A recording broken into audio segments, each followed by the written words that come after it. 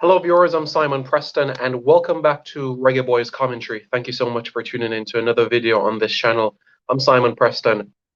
That guy right there is David Beckham, and the president of FIFA, Gianni Infantino, has released a statement earlier on Wednesday. And what I'm going to do, I'm going to read the statement, and from there we can dissect this impact that he is having not only in Jamaica but other countries that might be having challenges throughout the course of the September window of World Cup qualifying.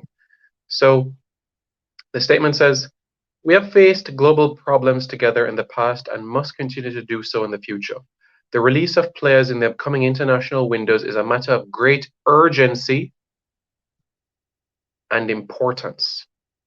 I am grateful for the support and cooperation from many stakeholders in the game during this challenging period.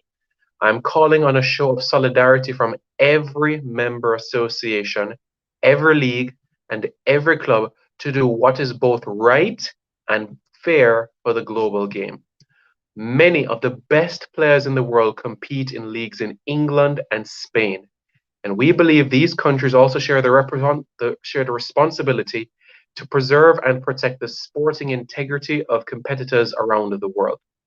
On the issue of quarantine restrictions in England for players returning from red list countries, I have written to Prime Minister Boris Johnson, Prime Minister of the UK, and appealed for the necessary support, in particular, so players are not deprived of the opportunity of representing their countries in qualifying matches for the FIFA World Cup, which is the ultimate honor for a professional footballer. I have suggested an approach similar to that adopted by the UK government for the final stages of the Euro 2020 be implemented for the upcoming international matches. Together, we have shown solidarity and unity in the fight against COVID-19. Now, I am urging everyone to ensure the release of international players for the upcoming FIFA World Cup qualifiers."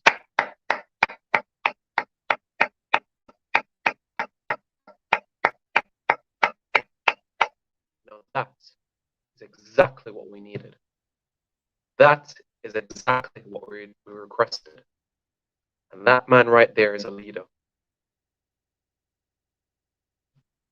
A lot of people can say and speak things about his predecessor and others before him, Joe Havilange and Sir Stanley Rose and Jules Rimet. But Gianni Infantino is for the people. And he was made quite early known by Sepp Blatter, by Joe Havilange, that the future of our sport lies in the Americas, in Africa, and in Asia. The future of our sport, as it relates to its growth in numbers and participation and development. Now, when Joe Havilange made these words clear when he defeated Sir Stanley Rose in the FIFA elections in the 70s or late 60s, I think it was the 70s, he was not neglecting Europe, but he said the future of our game in the 21st century would rely on how we treat teams in the Americas. Who are the Americas? Teams that are in CONCACAF and teams that are in CONMEBOL. Jamaica, of course, is in CONCACAF. We're a small country. There's no two ways about it. We have 3 million people. And in the diaspora, really, another 3.5, 4 million. US, Canada, the UK, across the Caribbean. We have Jamaicans, a couple of them have settled in Central America. A couple 100,000 in Central America. Tens of thousands, I should say. Yeah, we have Jamaican diaspora also in Asia as well. So we're not dealing with tens of millions of people. We don't have a conveyor belt as it relates to certain things and privileges that other countries might have. So what Gianni Infantino has just done, has scored a 3-pointer. And now the ball is in the court of the UK government, Boris Johnson and company. So there could be that possibility that we could see Leon Bailey, Mikel Antonio, Ethan Pinnock, Leon Bailey in the upcoming FIFA World Cup qualifiers. Can you guys imagine it? Next week, Thursday, we're taking on Mexico at the Azteca. I must be dreaming.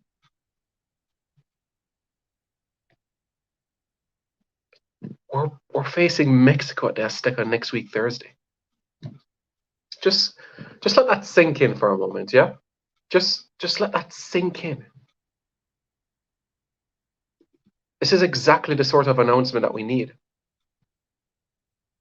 And look, I personally don't see any issue at all because, like I said, we're literally going to have a quadrilateral. The airport, the hotel, the training facility, the stadium. The players are not going to be going to the shopping center, to the mall, or anything like that. If these players are leaving their hotel, they're going on the bus.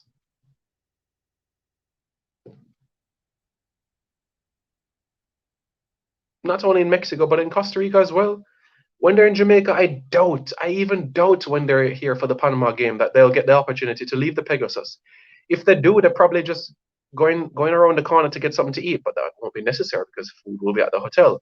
So my thing is, come on, we're over a year into the pandemic, well over a year into the pandemic. We've learned how to manage certain things, and you've seen how certain countries has done absolutely brilliantly with how they've been managing the pandemic and how they've been able to maneuver certain things.